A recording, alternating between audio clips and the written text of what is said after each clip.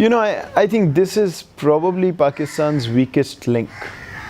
Fundamentally, we talk a lot about the world not looking at our side of the story, the world leaning towards India, Pakistan having certain facts under its belt which are not being entertained on Kashmir, on other things.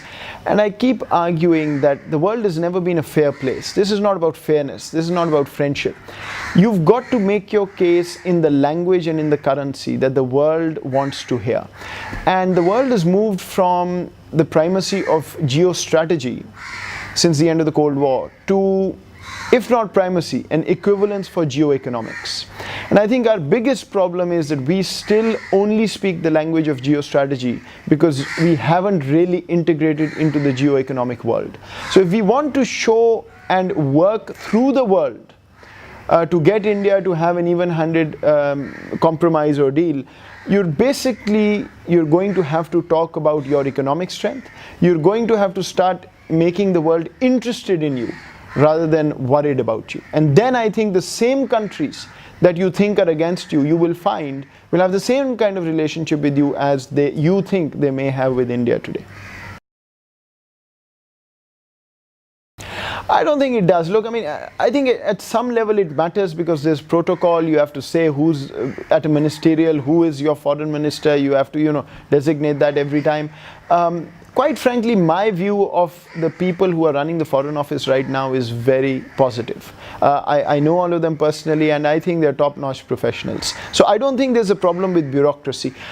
Yes, the fact that you don't have a foreign minister changes the mindset of both your Prime Minister, who's also the foreign minister, and maybe other institutions who have to deal with the Foreign Office. So I think in that sense, of course, having a full-time foreign minister, it makes no sense not to have the current leadership assume the role that they're already playing. So I'm all for it. But the argument that it's because of this that you're not being able to project foreign policy, I don't buy that.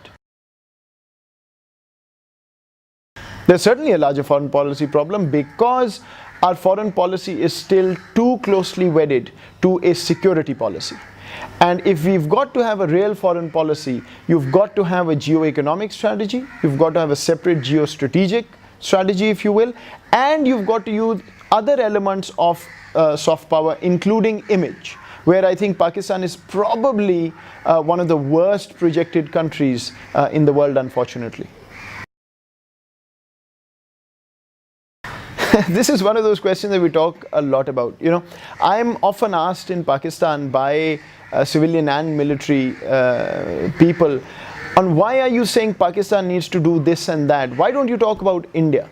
And my answer very simply is that I'm not Indian. It is India's problem to figure out how they are going to make peace with Pakistan or whether they want to do it or not. If I were Indian, I would be making a much stronger case than I make to Pakistan that India needs peace with Pakistan for its own good. And that good is that India will not be able to play the real big league game. It will not be able to make a case for the UNSC. It will not be able to break the shackles of the regional economy in a way that it needs to compete, let's say, with China or whoever, unless it makes peace with Pakistan. And, wishing Kashmir away is not going to solve the problem. And equally, wishing terrorism away for Pakistan is not going to solve the problem. So conversation has to continue. But neither side is going to be able to keep up with the world if they don't make peace with each other. It's our compulsion, but equally I argue, if I were Indian, I think it's India's compulsion. Well, they're entrenched mindsets, so it's very difficult. You've seen after the most recent Chaophraya dialogue, there's been a crisis on the LOC, there's been problems.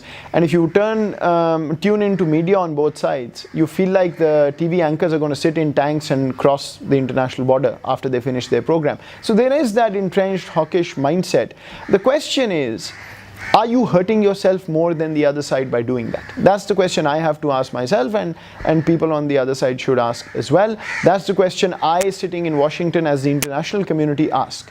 Whether letting this fester is ultimately going to be worse for everybody, or is there a way to make this happen? So don't forget that in 2006-07, Khurshid Kasuri has just written a whole book when he was foreign minister. Apparently we were within touching distance of actually making a breakthrough. So there are ways to get there. It's just about getting out of our entrenched mindsets on both sides and moving forward, but moving forward in a way that's sustainable. That's not just point scoring, but is really finding a way to keep this process going. And this is going to be a slow and steady sort of wins the race kind of argument.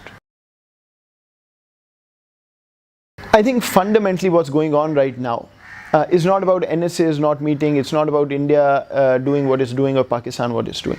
I think, if I understand this correctly, this is the first time. You had a time when Pakistan used to argue Kashmir only. We'll talk about Kashmir and then we'll talk about everything else. Then late 90s, Vajpayee, Nawaz Sharif, but even before that I would argue, you started moving to a point where we said, okay, all things on the table, but Kashmir is important. And then you started seeing some progress here and there. This is the first time I find India now arguing terrorism only, terrorism first, and then we'll worry about the rest. So it's from one extreme to the other.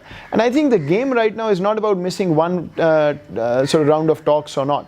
It is about India trying to figure a way out to get terrorism above everything else as the agenda point and making that the new normal, and Pakistan desperately trying to make sure that that doesn't happen, lest Kashmir sort of goes quote unquote on the back burner, as we like to say it. So I think this is about a strategic paradigm shift in terms of how they negotiate.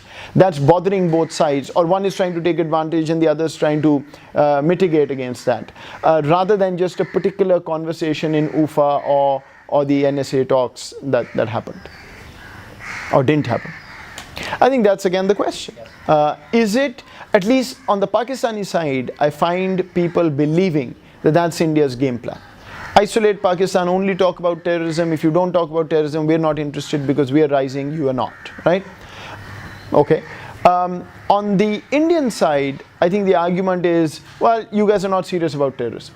And if you're not serious about terrorism, we don't have a compulsion. We'll sit on this. And if we sit on this for 10 years, with our economic growth, the differential between my country and your country will be 10 times it is now, or 5 times it is now, or 3 times it is now.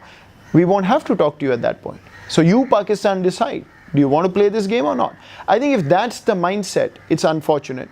Because as I said, it's equally important for India and Pakistan to make peace. I think Pakistan needs to absolutely come clean on the Mumbai trial. Whatever needs to happen there, whatever the reasons are for delay, I think there needs to be a serious conversation. But ultimately, Pakistan, it's incumbent on Pakistan, because the trial is still open, to do whatever it takes to satisfy within the legal parameters whoever is looking at this. On the other hand, equally then Samjhauta, the Samjhauta Express trial, India has a responsibility. But you know, both sides have to act as grown-ups, own up to the problems and address them, rather than hiding behind saying you are more hawkish than I am. Both are hawkish in their own right. My point to India and Pakistan always is, don't worry about what is going to happen to the other side at the end of the day. Worry about whether you are going to lose out if you don't make peace, and then move forward.